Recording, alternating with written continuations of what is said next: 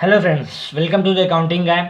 आ गए हमारे management accounting के फर्स्ट चैप्टर में, जो कि हमारा 7th वीडियो है। उसके बाद हम आ गए हमारे क्वेश्चन नंबर 6 में, जो कि बहुत इंपॉर्टेंट। अभी तक हमने 5 सम कर चुके हैं और फर्स्ट वीडियो हमारा इंट्रोडक्शन का, जो न देखा जाके चैनल पे हमारे जरूर देखो, क्योंकि बिना इंट्रोडक्शन आपको कुछ नहीं समझेगा। हर वीडियो के शुरुआत में मैंने हमेशा यही बोलता हूँ, क्योंकि इसमें इंट्रोडक्शन के शुरुआत में हमें पूरा परफॉर्मा देखा था, कैसे बैलेंस शीट का वर्टिकल बैलेंस शीट है, वर्टिकल रेवेन्यू स्टेटमेंट का परफॉर्मा उसमें अंदर क्या आता है, सब क्वेश्चन में फिक्स रहता है। इसकी वजह से परफॉर्मा आपको याद करना ही पड़ेगा। जो ना देखा आपने हमारे चैनल पर जाके जरूर देखो। हाँ, सबसे इंपॉर्टेंट बात कि फाइनेंशियल अकाउंटिंग हमने पूरा का पूरा सब्जेक्ट के चारों चैप्टर हमने अपलोड कर दिया हमारे चैनल पे।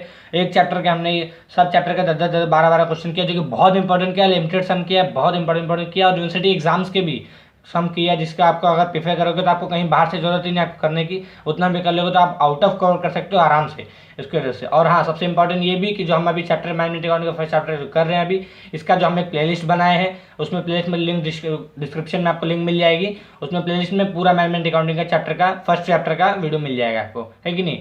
बिना कोई देरी हम हमारा क्वेश्चन नंबर 6 स्टार्ट करते हैं। Following information regarding MS Anvita limited. Anvita limited का मतलब है अकाउंट्स फॉर द ईयर 31 मार्च 2013, 31 मार्च 2013 का है, इज गिवन। उसके बाद क्या पर्टिकुलर्स में क्या क्या दिया। सेल्स मतलब क्या है, क्या बनाना है, रेवेन्यू या बैलेंस शीट, रेवेन्यू है कि नहीं, सेल्स से पता चल गया। उसके बाद क्या दिया, opening stock of raw material, staff salary, salesman salary, bank charges, freight inwards, office rent and insurance, debenture interest, loss on sale of machinery, printing stationery, direct expenses, profit and loss account, credit, depreciation of pattern, depreciation of machinery, return inward, है कि नहीं, purchase of raw material, commission allowed, propose dividend, exhibition expenses, repairs of computer, closing stock of work in progress, wages, purchase of finish goods, purchase of the interest received on investment, provision for income tax and closing stock of raw material, जो कि इनमें आ रहा थोड़ा cell of scrap, ये सब है। अब आप बोलोगे एक्सप्लेनेशन पार्ट ज़्यादा तब जमता है जब क्वेश्चन में आप ट्रायल बैलेंस से देख देख के लिखते जाओ ना, तो क्यों आया कैसे आया उस टाइम पे ज़्यादा जमता है। इस टाइम तो बता दो, फिर क्वेश्चन करते टाइम पे डाउट आने लग जाए, इधर फिर क्यों आया कैसे आया, रट्टा करना पड़ेगा, ये वो, है कि नहीं। तो हम हमारा सम स्टार्ट करते हैं। पहला क्या, सेल्स। तो सेल्स सबसे पहले रहते हैं, सबसे पहला, तो उसका टेंशन नहीं है कि नहीं। सेल्स के डायरेक्ट हम मिडल में लिख देंगे आउटर कॉलम में, कितना है, 20 लाख रुपीज़, है कि नहीं। डायरेक्ट आप बाहर क्यों नहीं लिखा। अब इस पर कोई रिटर्न भी तो है क्वेश्चन, अगर जिसने अच्छे से पढ़ा होगा तो रिटर्न भी तो है, तो फिर इसकी वजह से हमको ध्यान देना पड़ेगा ना। उसके बाद क्या दिया, opening stock of raw material, किस में आता है, cost of goods sold, her video में डिस्कस किया। रॉ मटेरियल कहाँ पे रहता है, फैक्ट्री में ना, तो यहीं पे आ जाएगा opening stock of raw material, है कि नहीं। जितना भी फैक्ट्री के खर्च रिलेटेड है यहाँ पे आ जाएगा सब। रॉ मटेरियल कितना है, 1,10,000 रुपीज़, है कि नहीं, 1,10,000 रुपीज़। उसके बाद क्या दिया है, स्टाफ सैलरी। स्टाफ कहाँ पे आता है, ऑफिस में ना, तो ऑफिस एंड एडमिन में जाएंगे। ऑफिस एंड एडमिन में क्या दिया है, स्टाफ सैलरी, है कि नहीं। स्टाफ सैलरी का अमाउंट कितना है हमारे पास, स्टाफ सैलरी का अमाउंट है 1,50,000 रुपीज़। तो हम यहाँ पे लिख देंगे, क्योंकि और भी तो कुछ लिखना रहेगा कि नहीं लिखना है। सेल्समैन सैलरी, सेल्समैन कहाँ पे आएगा, सेलिंग एंड डिस्ट्रीब्यूशन में, है कि नहीं, salesman salary, salesman salary. But पता रहना चाहिए आपको कहाँ पे क्या आता है। उसके बाद फिर टेंशन नहीं रहेगा आपको, है कि नहीं, बस छापना रहेगा। 25,000 रुपीज़। सेलिंग एंड डिस्ट्रीब्यूशन में सेल्समैन भी आ गया, है कि नहीं। उसके बाद क्या दिया, बैंक चार्जेस। अब बैंक किस में रहता है, सेलिंग से कनेक्टेड रहता है नहीं, ऑफिस से नहीं, फैक्ट्री से नहीं, बैंक कनेक्टेड किस रहता है, फिनांस से, है कि नहीं। 11 से पढ़ते आ रहे हो, इतना तो बेसिक पता है आपको, फिनांस से रिलेटेड है बैंक, तो फिनांस में आ जाएगा बैंक चार्जेस, है कि नहीं। बैंक चार्जेस का अमाउंट कितना है, 10,000 रुपीज़, है कि नहीं। 10,000 हम लिख देंगे, 10,000, ये समझ में नहीं, फिनांस में बैंक आया, है कि। उसके बाद क्या है, फ्रेट इनवर्ट। फ्रेट किस में आता है, कॉस्ट ऑफ गुड्स सोल्ड के अंदर आता है, तो हम यहाँ पे लिख देंगे, फैक्ट्री से रिलेटेड है ना फ्रेट, तो फ्रेट इनवर्ट्स, है कि नहीं। फ्रेट इनवर्ट्स कितना है हमारे पास, 40,000 रुपीज़, हम ये भी लिख देते फ्रेट इनवर्ट्स। उसके बाद क्या दिया है हमारे पास, रेंट एंड इंश्योरेंस। तो रेंट किस में आता है, ऑफिस में आता है ना, ऑफिस का रेंट, तो 4,45,000 rupees, rent and insurance, rent and insurance, है कि नहीं। रेंट एंड इंश्योरेंस का अमाउंट कितना है हमारे पास, 4,45,000 रेंट इंश्योरेंस का, है कि नहीं। 4,45,000 हो गया। उसके बाद क्या दिया हमारे पास, इंटरेस्ट दिया। इंटरेस्ट डिबेंचर का भी फिक्स रहता है, टैक्स के माफिक, है कि नहीं। टैक्स कैसे ले सकते हो हमेशा, वैसे इंटरेस्ट का भी फिक्स है। ऑपरेटिंग प्रॉफिट इंटरेस्ट के नीचे लेस इंटरेस्ट डिबेंचर रहता है। इंटरेस्ट एंड डिबेंचर का अमाउंट कितना है, 50,000। अब एक ही अकेले बेचारा कॉलम है, तो डायरेक्ट इसको डायरेक्ट 50,000 रुपीज़। हाँ, लेस है तो ब्रैकेट कर देने का, है कि नहीं, ताकि यहाँ पे ध्यान न रहे, तो ब्रैकेट बना रहे तो उससे आपको याद आ जाए कि हाँ दिया है। सेल ऑफ मशीनरी दिया है कि नहीं। सेल ऑफ मशीनरी कहाँ पे आएगा हमारा, sale of non operating expenses के नीचे आएगा, है कि नहीं। नॉन ऑपरेटिंग एक्सपेंसेस से माइनस होता है, non operating expenses less sale of machinery, है कि नहीं। कितना है, 10,000 रुपीज़, तो हम 10,000 यहाँ पे लिख देंगे, sale of machinery. But bracket में है तो ध्यान से, लेस है तो ब्रैकेट में लिख देने का, 10,000 रुपीज़, है कि नहीं, ये समझा कि नहीं सेल ऑफ मशीनरी का आपको। उसके बाद क्या दिया हमको क्वेश्चन में, उसके बाद क्वेश्चन में आपको दिया सेल ऑफ मशीनरी के बाद आपको दिया है loss on sale of machinery printing and stationery, है कि नहीं। तो प्रिंटिंग एंड स्टेशनरी का है हमको, प्रिंटिंग एंड स्टेशनरी ऑफिस से आता है, क्योंकि ऑफिस से कनेक्टेड है ना printing and stationery.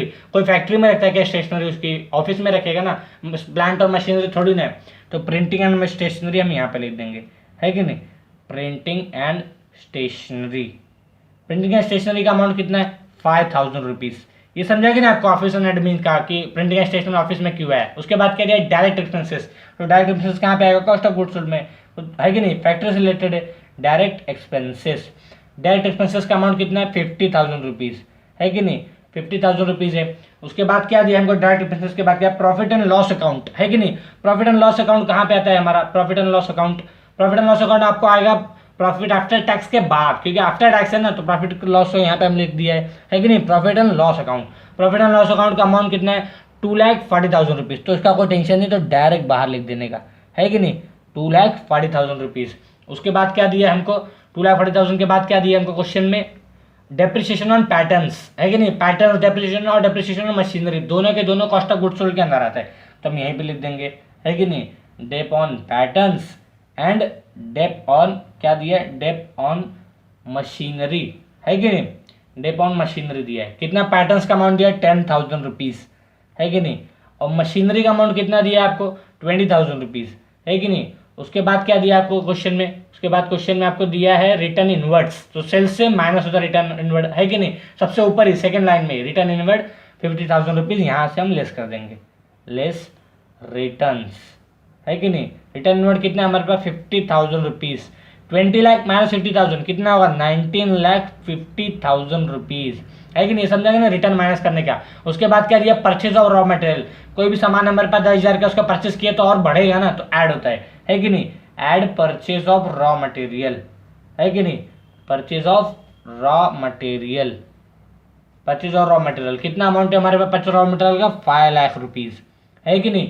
Purchase of raw material भी अभी हमारा हो गया। उसके बाद क्या दिया कमीशन अलाउड, कमीशन अलाउड कितना दिया 5,000 रुपीज़ का, है कि नहीं, सेलिंग एंड डिस्ट्रीब्यूशन में आएगा कमीशन अलाउड, कमीशन अलाउड कितना 5,000 रुपीज़ का, है कि नहीं। उसके बाद क्या है कमीशन, क्या समझा सेलिंग में ही कमीशन होता है कि नहीं, कभी भी सेलिंग एक्सपेंसेस में ही कमीशन होता है। उसके बाद क्या दिया है प्रपोज डिविडेंड अप्रोप्रिएशन में, प्रपोज डिविडेंड क्योंकि अप्रोप्रिएशन में फायदा डिविडेंड हमारे लिए क्या इनकम है, तो लास्ट में आता है वो प्रपोज डिविडेंड फॉर्मेट के हिसाब से। प्रपोज डिविडेंड कितना 1,50,000 रुपीज़, है कि नहीं, 1,50,000 रुपीज़, है कि नहीं, 1,50,000 हो गया। उसके बाद क्या दिया हमको क्वेश्चन में प्रपोज डिविडेंड के बाद क्या दिया क्वेश्चन में प्रपोज डिविडेंड। उसके बाद आपको दिया एग्जीबिशन एक्सपेंसेस, एग्जीबिशन एक्सपेंसेस कहाँ पे दिया क्वेश्चन में आपको, अब आएगा कहाँ पे, सबसे ज़्यादा जरूरी एग्जीबिशन का ही रहता है, ऑफिस या फिर फैक्ट्री दोनों के लिए नहीं रहता है, सेलिंग के लिए, है कि नहीं। सेलिंग कर रहे हैं हमको एग्जीबिशन के लिए, तो सेलिंग में आ जाएगा एग्जीबिशन, है कि नहीं, एग्जीबिशन एक्सपेंसेस।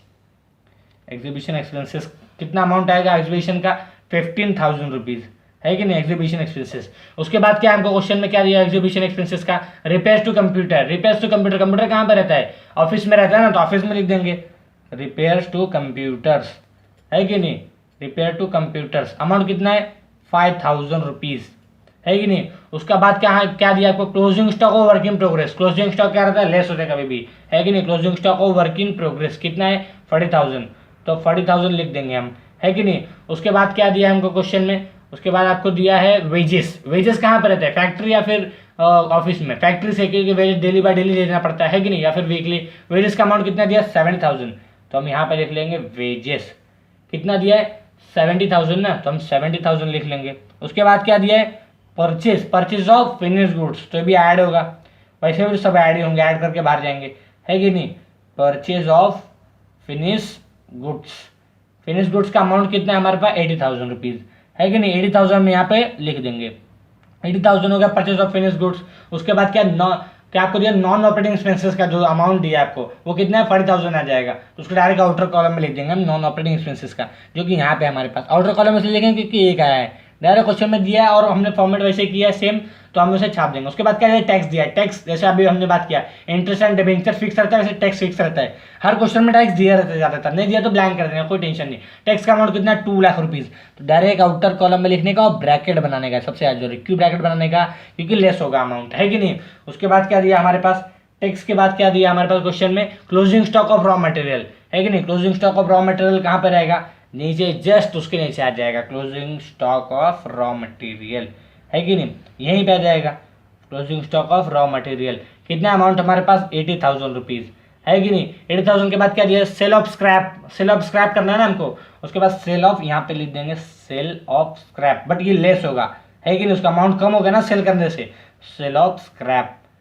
स्क्रैप हम अमाउंट कितना लिख देंगे सेल ऑफ स्क्रैप का, यहाँ पे हम लाइन ड्रॉ कर देंगे, सेल ऑफ स्क्रैप का कितना 20,000 रुपीज़, है कि नहीं। 20,000 आप माइनस में तो क्या रहेगा, ब्रैकेट में ड्रॉ कर देंगे, है कि नहीं। 40 और 80 कितना होगा, 1,20,000 रुपीज़। अब क्वेश्चन अगर ध्यान दोगे आप तो पूरा क्वेश्चन हमारा हो गया। अब हमारा काम क्या है, स्टेप बाय स्टेप पूरा का पूरा करना बाहर, मतलब डायरेक्ट इनर से आउटर, आउटर से फिर लास्ट कॉलम में, है कि नहीं। इसको टोटल करोगे अगर आप तो कितना मिलेगा आपको, ये 1,20,000 हो गया। उसके बाद 20,000 रुपीज़ ये लेस करना है कि नहीं। तो यहाँ पे हम लाइन ड्रॉ करेंगे, इसको टोटल मारेंगे, माइनस 1,40,000 करेंगे तो आपको मिलेगा 7,40,000 रुपीज़, ये मिलेगा आपको। बट ये भी ब्रैकेट में आएगा, ध्यान देना, जीरो का थोड़ा गड़बड़ हो रहा है यहाँ पे मेरा।